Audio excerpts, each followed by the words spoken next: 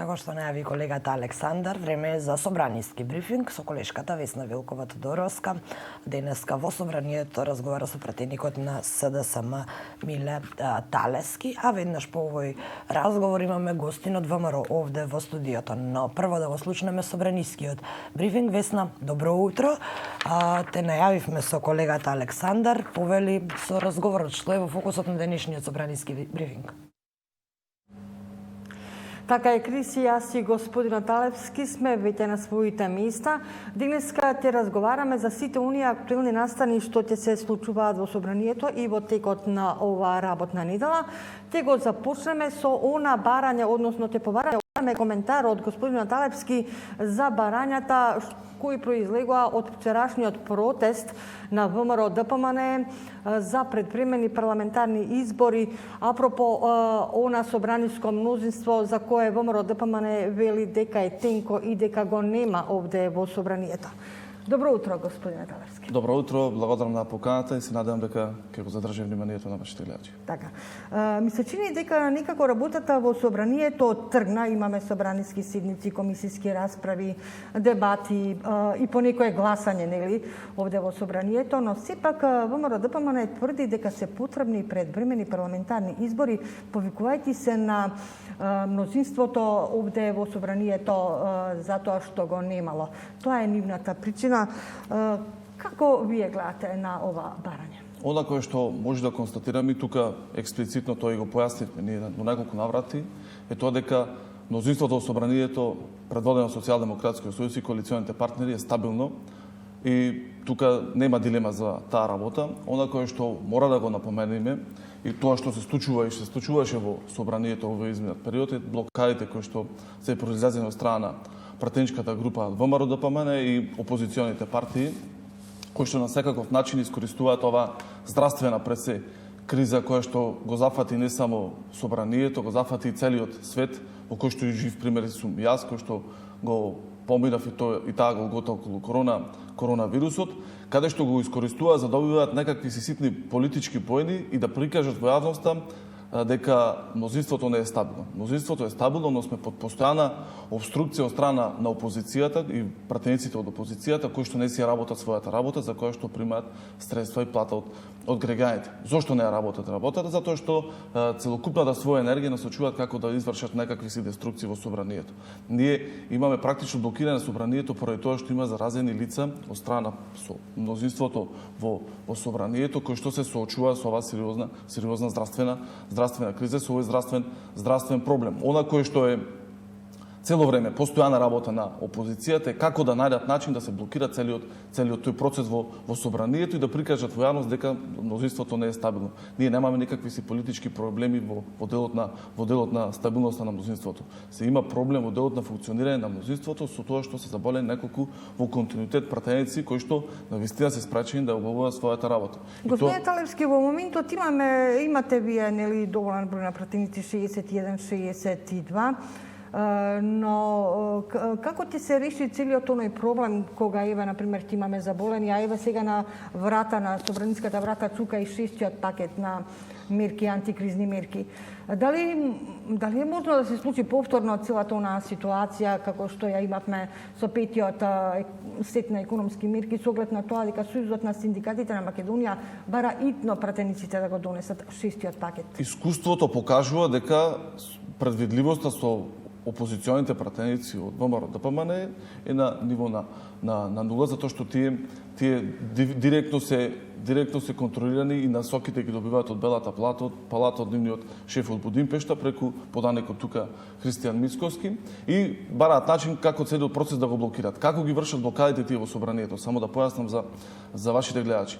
Председател на Комисијата за финансирање и буџет е Тимчо Муцунски, пратеникот од опозиционата ВМРО ДПМН, кој на наразличен начин не свикува седници. Денеска ќе свика седница, во текот кога пратениците тргаат од дома за да дојдат на седница, во текот на идејата до собрание, тој ги одлага седниците. И се бара начин како да се целиот процес пролонгира и како во јавност да се прикажи дека власта не се справува со целиот процес. Она кое што е многу важно во овој момент, дека на граѓаните им е преку глава од ваквите игри кои што ги прави опозицијата.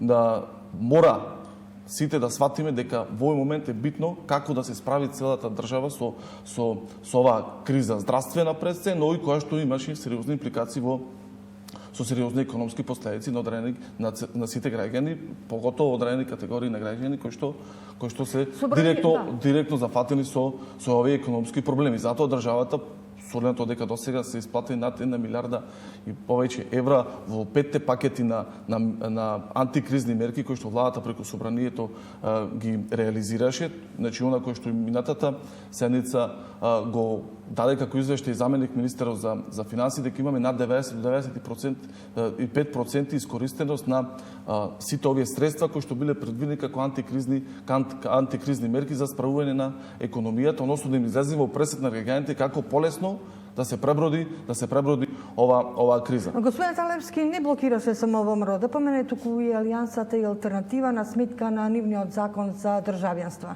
Денеска најави дека ќе биде во собраниска процедура овој закон.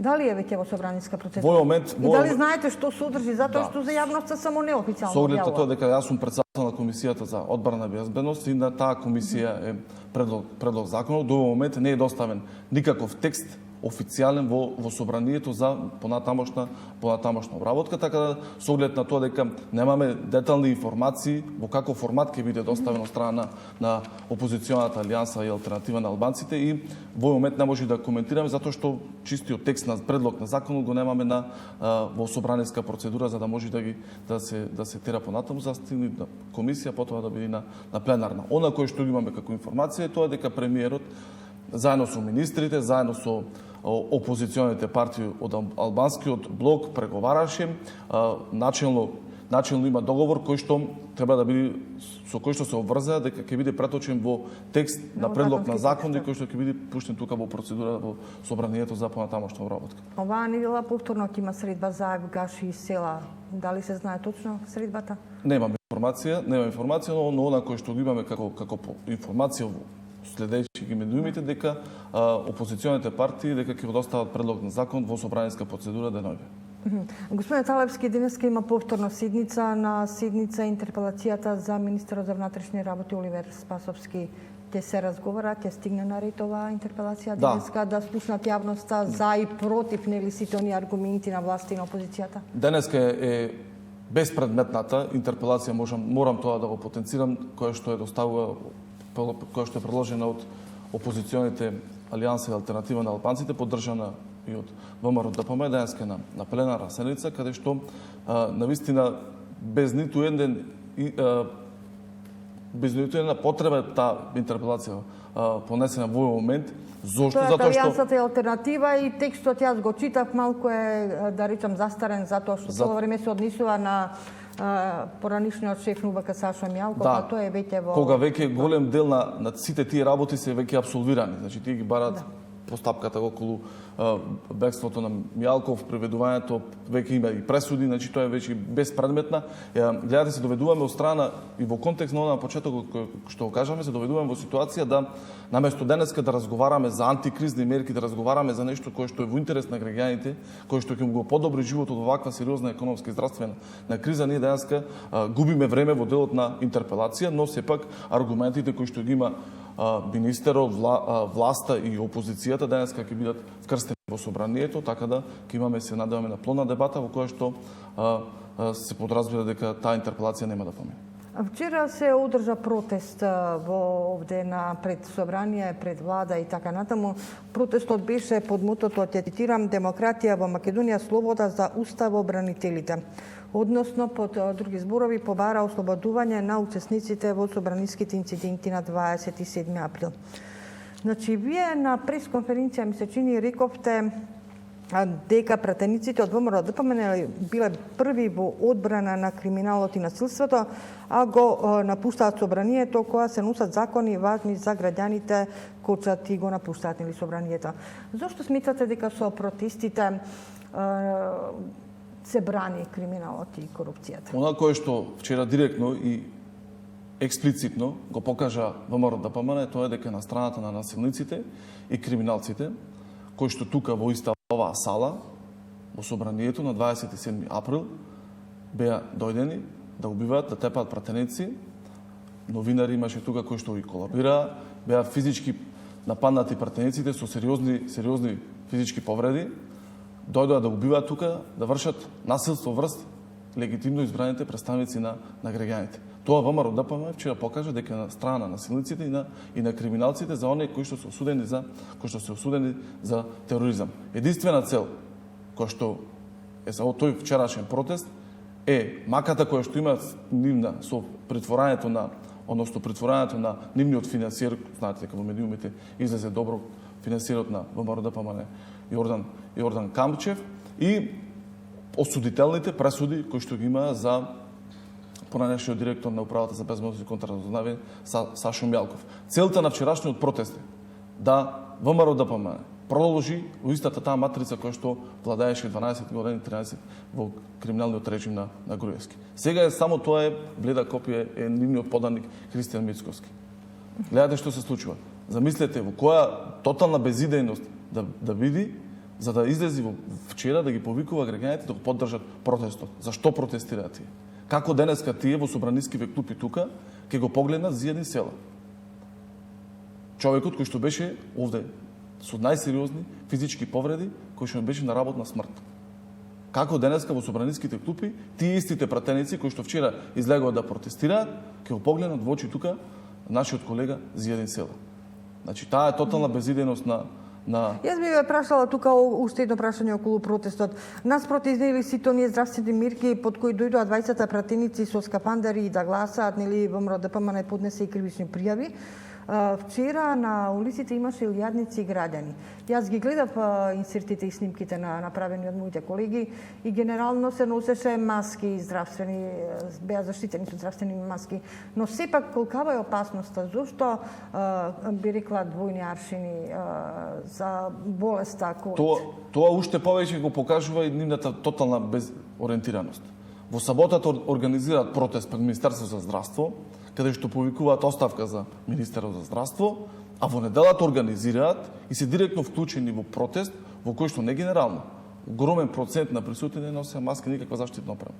Типично форма на кластер кој што се заразуваат граѓаните. Значи, ВМРО ДПМН бара начин како да дојде на власт, а ние добро сите знаеме како ВМРО ДПМН владееше тие 12-13 години, да го хушкаат народ, да ни испокараат по секаков основ, и по партиска, и по верска, и по секаква основа, за да се држи некаква си тензија тука во државата, а не државата да оди напред. Она кој што сега очигледно државата е трасиран патот. Со членството во НАТО, обезбедени се границите, обезбедена стабилноста на државата. Перспективата на државата нас ни е во интеграција во евроатлантските структури. И на тој пат никој нема да застане, најмалку Христијан Мицковски и тоталната безидејност на опозиционата ВМРО ДПМН. Тоа се покажува директно во секое порано нивно функционирање. И во делот на овие две работи сакам да направам една паралела како послушноста и непослушноста во делот на функционирањето во ВМРО ДПМН. Кога се дојдени во собраниска процедура за носење или усвојување на антикризните закони и мерки, во овие 5, сега и во моментов шести пакет на Дали е стигнат пакет на мерки, не е стигнат, очекуваме дека во текот на денешниот или утрешниот ден ќе стигне тој пакет и веднаш ќе биде ставен во процедура и апелирам да нема никакво кочење, да нема никаков, затоа што тука се зафатени со последната категорија угостителските објекти, организаторите на настани и така натаму, кои што игротеките, ноќните клубови кои што се директно погодени со последните рестриктивни мерки кои што тие луѓе очекуваат час поскоро веднаш да ги добијат средствата. Само да ја завршам мислата. Паралелата во послушност и непослушност е тоа дека во делот во советите на локално ниво советниците од опозицијата ги поддржуваат антикризните мерки кои што ги предлагаат градоначалниците на локално ниво. Но кога ќе дојдат тука во собрание, не ги поддржуваат. Значи, тоа е тотална несинхронизираност и тотална безидејност на опозицијата, но сепак мора да излеземе сите заедно и да ги изгласаме час поскоро сите антикризни мерки, за да директно граѓаните ги осетат да им се ублажи целокупниот удар кој што ги има во моменти со оваа здравствена, која што сериозно предизвика и економска криза. Ви благодарам многу за разговорот, господине Талевски. Благодарам на поканата. Студио ова беше разговорот со пратеникот од редовите на СДСМ, господинот Миле Талевски.